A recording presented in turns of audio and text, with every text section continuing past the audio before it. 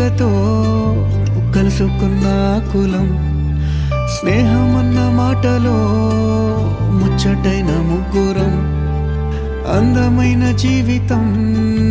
పంచుకున్న దోస్తులం బాధలెన్ని చేరినా బెదిరిపోని మిత్రులం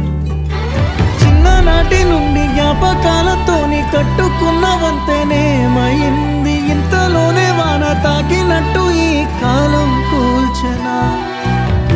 మనకు మధ్య దాచుకున్న మాటలంటూ లేనే లేవు ఇంతవరకు ఇప్పుడెందుకో దాచిపెట్టే ఈ బాధే లోతున అల్లుకున్న తీగతో కలుసుకున్న కులం